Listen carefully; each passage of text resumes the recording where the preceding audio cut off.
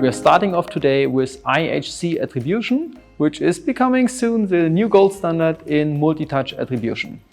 Lots to tell, let's go to the whiteboard.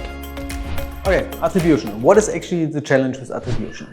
In e-commerce, customers usually visit multiple times a website before they make a purchase. So I will put like in these boxes, there are sessions for me. So a session is like a time box interaction of a visitor with a website.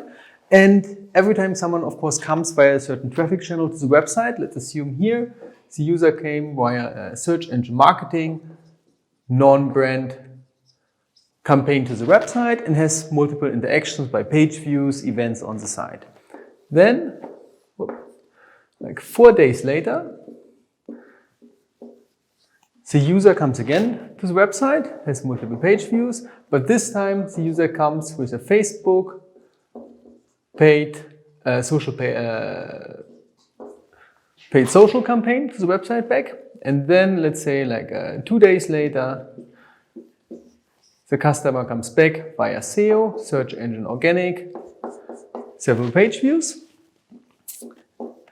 And then only a half day later, the user comes back via direct.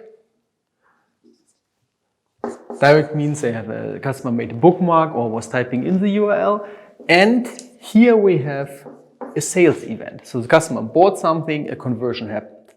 So the interesting stuff is now, of course, from the online marketing perspective, this is a customer journey with all interactions of the customer with the website. So the interesting is what was the importance, what was the influence of all the sessions to make the customer buy the product in the end. And especially interested for us is, of course, the first session here, the second session, because these are paid channels. So here the advertiser paid in advance for getting the traffic, for helping the customer to come to the website, to have this engagement.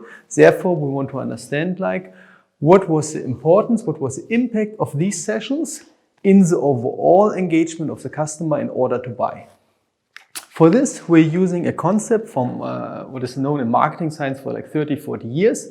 And so the idea is that every time when someone buys something, they go through 3 different stages. We happen to call the stages IHC, I for Initializer, H for Holder, and C for Closer. You open a different book, there are different names, but the general concept is known for like several years that every time when someone buys, wants to buy something or has this buying process, the first stage is making the contact, where a customer is comparing different vendors, just checking out is this possible a vendor for him.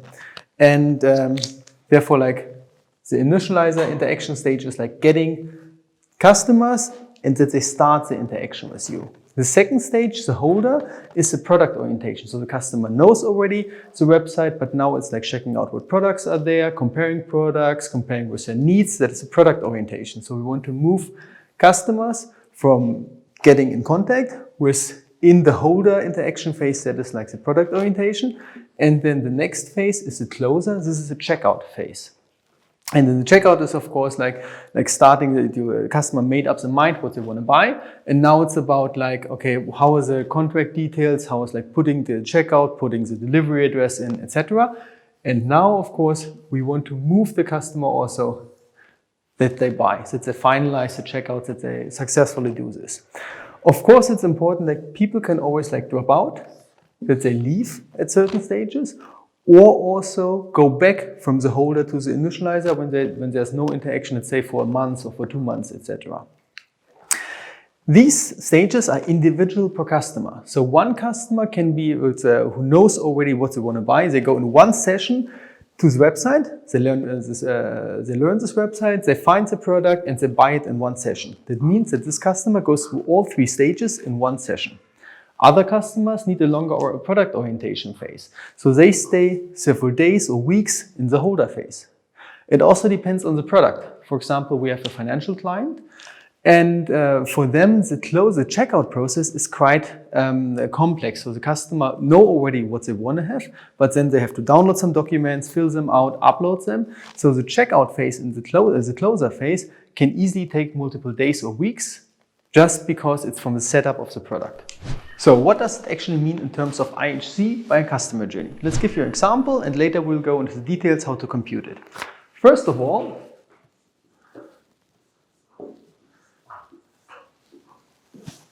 here we have our 4 sessions.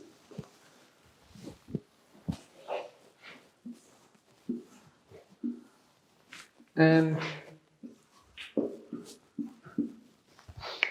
so, first of all, we will split the interaction phases for each of the sessions. So a session can get attribution values in terms of initializer interaction, holder interaction, and closer interaction. Let me fill this with some example numbers. Later we will come how this computation will be. The sum for each of the rows is always like 1.0 or equal to 100% initializer phase interaction. The 0.75 or like the 75% means that 75% of the initializer interaction was happening in the first session. That is like getting to know the customer, get the customer and to know us and interact with us was happening here. Because here for 4 days, partly it was started again. That's why here it's also like 25%.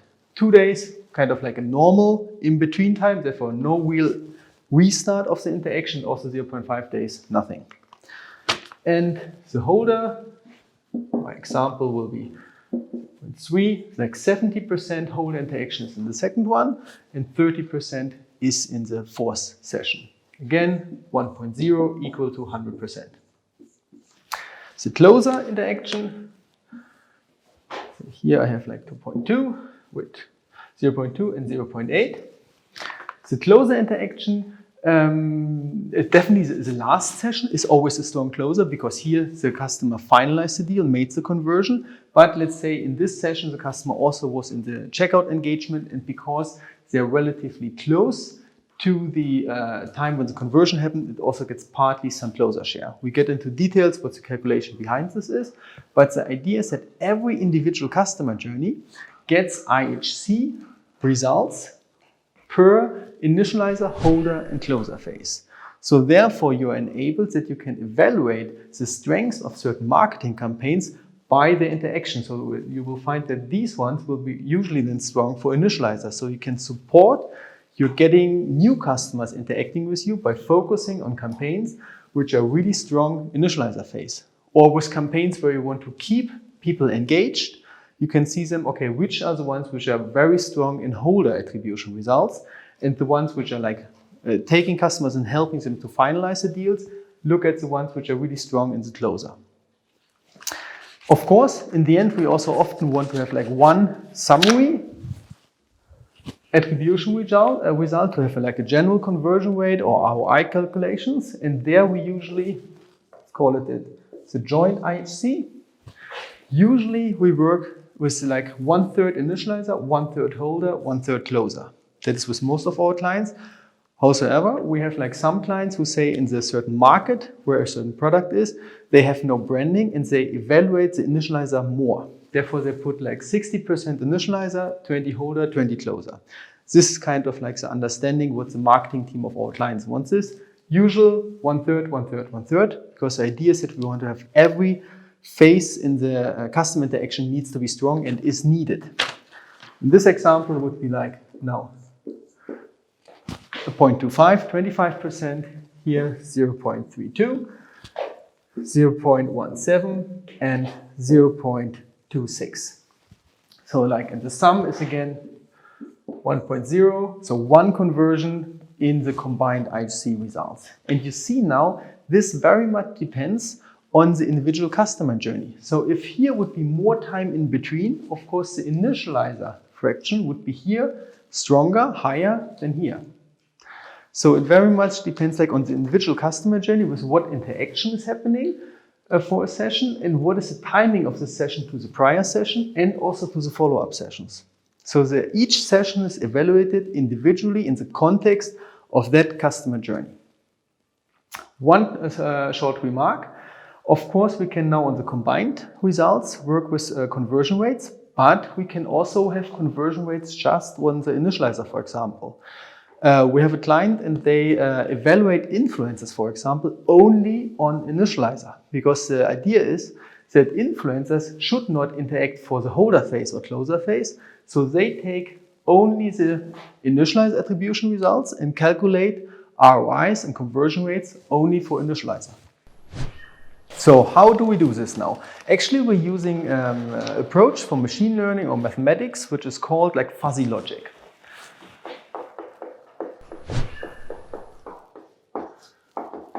Fuzzy logic or partial truths. The idea behind this is that in our case, a session has like 100% membership, and it can distribute this membership to the stages it wants to, or like where it belongs to. And it can be like partly, it can mean like holder closer, that for the Initializer interaction, this session has a 50% membership in the Initializer interaction, and 30% of its membership belongs to holder interaction, and 20% of the membership belongs to closer interaction. You can think a bit with probability, but actually calculation-wise it's a bit different. But the general idea is that a session has 100% membership, but it can distribute this one to the three phases, dependent on its own timing within the context of the customer journey with the neighboring session and also the other sessions, and of course the engagement what happens in this session. That is the basic concept. And now let's look at the Initializer.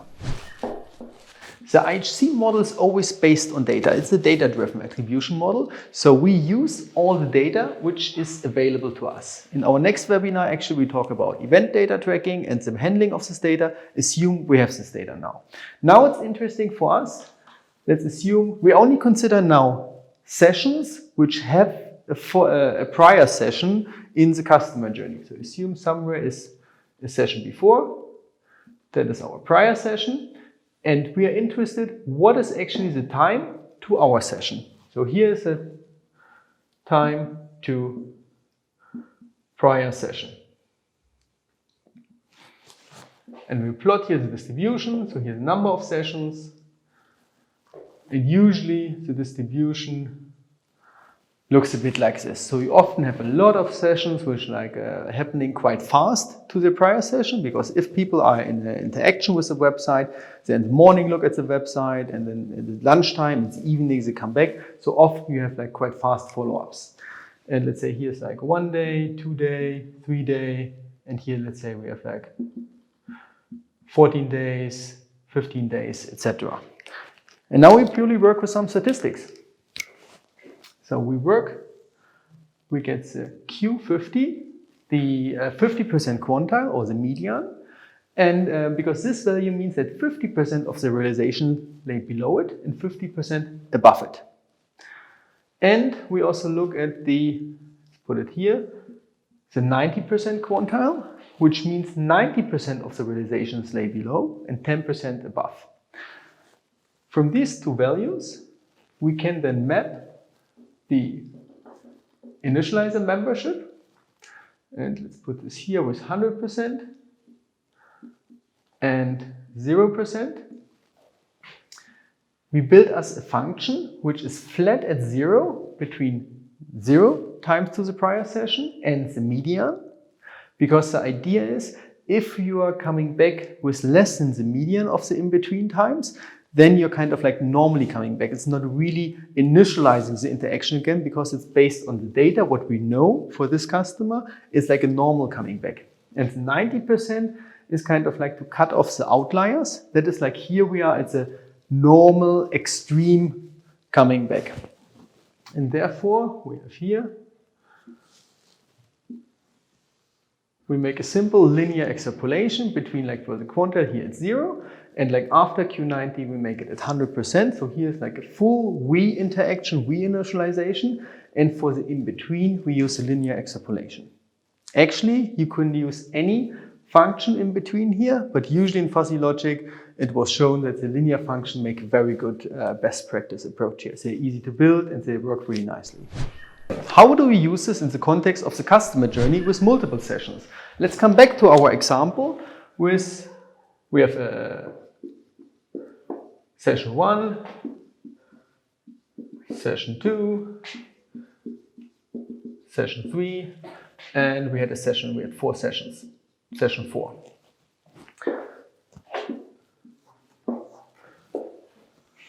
So, and let's put it here, between them we had like a different color. Let's put for the example, a bit close here, 11, let's say between them here we had like 10 days. Between them we had like 2 days, and between them we had like 1 day. I think I had like different numbers, but just to explain the example. So we have the 4 sessions, these are in between days, and now we map them. For each of the session, we can calculate the initializer membership by simply taking the first, good point, the initializer membership. The first session is always a 1.0 because the first session, of course, started the interaction. And therefore, we only made this mapping on the follow-up session. For any other session in the customer journey, we can now map to it. So with the 10 days, we are roughly, let's say we'll come here, we got like 0.9 for being at 90%. The next session is like a 3. So let's say here, mapping to it, 90%. The second session has only 2 days. 2 days is in the normal coming back, so 0. And the fourth session is like 1 day. It's also like in this one, it's a 0. Now, of course, our sum is 1.9, and now we have, of course, like we have to rescale it, so that we're coming back to 100% initializer shares. And there we simply rescale them. So we just take the 1 divided by 1.9, and we get a 0.53 and a 0.47.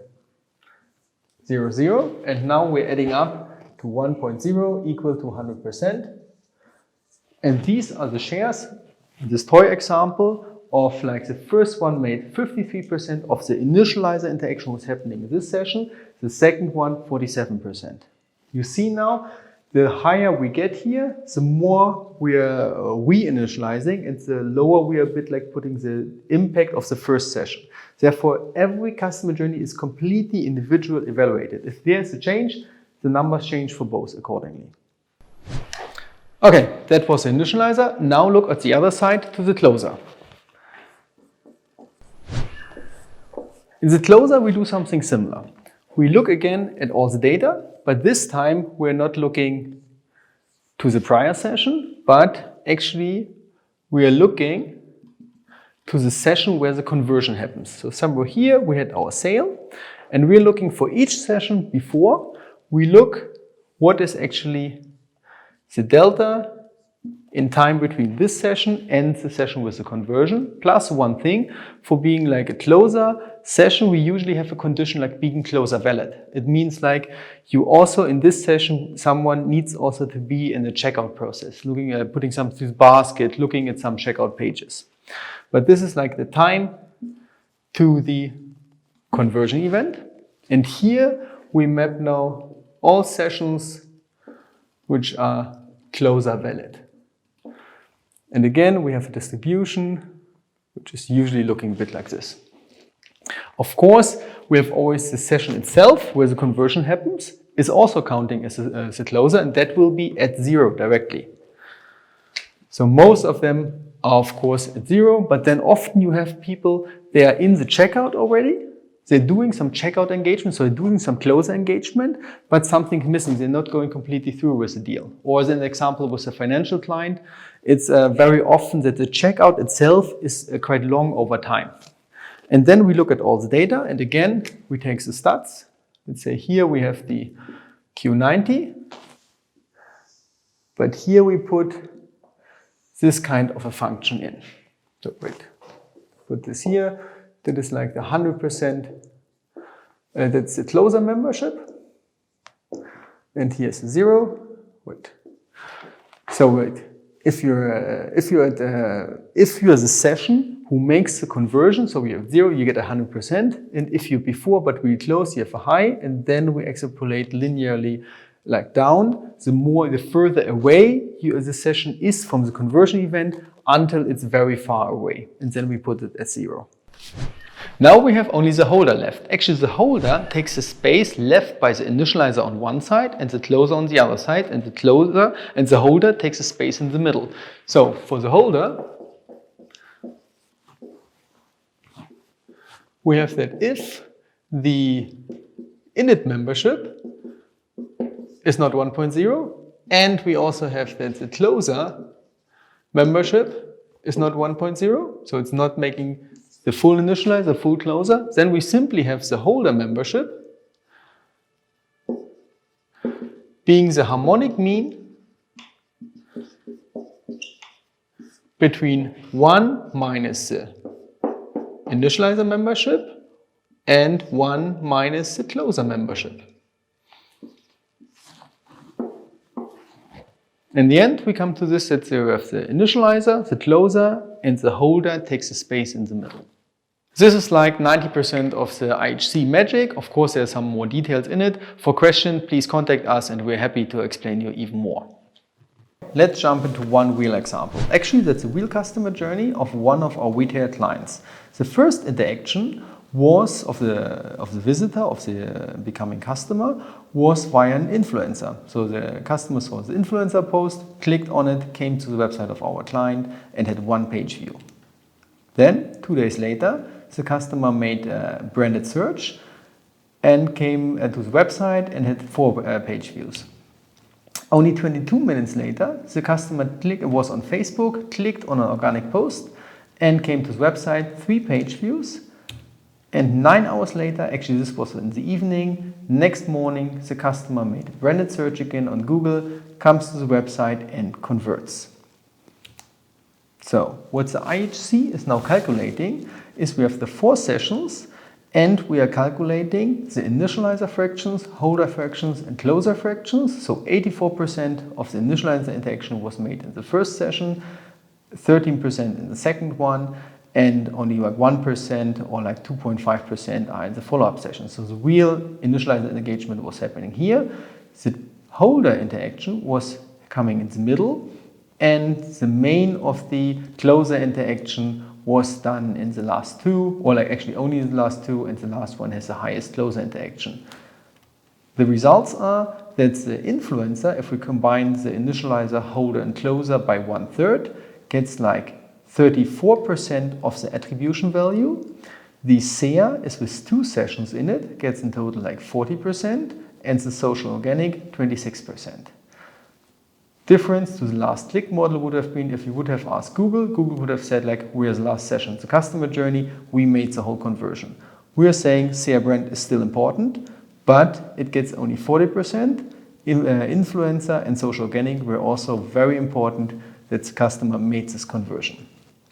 Now, this is like one calculation for one individual customer journey, but now, of course, we can do this for thousands of customer journeys, and then we can aggregate the results and see the results for certain campaigns or keywords and channels, and we can have the calculation with the attributed revenue versus costs, the ROI.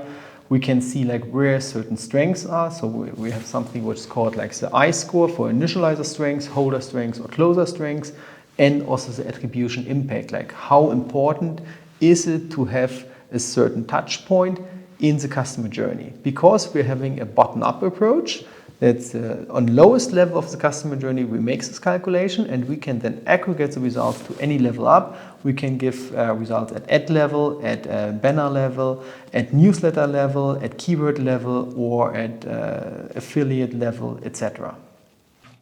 Now we're looking at the database, and here, of course, all the IHC calculation is happening. And we are zoomed now into one customer journey. The first customer interaction was on the 8th of June, and the final conversion happened on the 25th of July. In total, I think we have like 67 sessions in this customer journey. Here you see when they happened, what the channel was, what the customer was interacting, what the browser type was, what the costs were. And we see the count pages in each of the sessions. I didn't make the split in if it was a customer journey, a general page view, or it was like a checkout page view or a detailed page view. But we see the attribution results in terms of initializer, holder and closer, and also the combined one. For example, let's have a look here. Here we have that the session on the 7th of July, SEA brand, gets an attribution value in terms of initializer of 25%. And that is because the last interaction before this user was only on 24th of June, and then he only followed up on the 7th of July, and therefore we have here again like an initializer interaction to start this.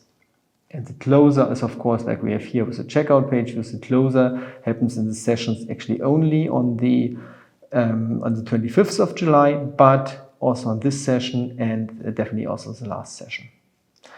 And of course, this one can be aggregated now and combined with any dashboard tool. Let's zoom in with just one example dashboard, which is here implemented in Power BI, where we can now zoom in for any channel into the attributed revenue, attributed conversions, and the attributed new conversions. Usually it's very interested to split also like new customers, how they're splitting over channels, what the attribution of new customers is, and the attribution for returning customers. And here we combine it also with influence conversion, cost, session, conversion rate, average order values, etc. As I said, we have a bottom-up approach with our data-driven attribution model. You can aggregate the results to any level you want in your reporting or which is needed. Okay guys, that's it for today. I hope you enjoyed the IHC Attribution talk. If you have more questions, please get in contact with us. We are happy to talk further with you. Next in our series will be event tracking. It's about like how to get all this data, how to handle all this data that we can make attribution calculation and further customer journey analytics stuff. As usual, if you like it, please subscribe and I hope to see you soon. Bye. Bis dann.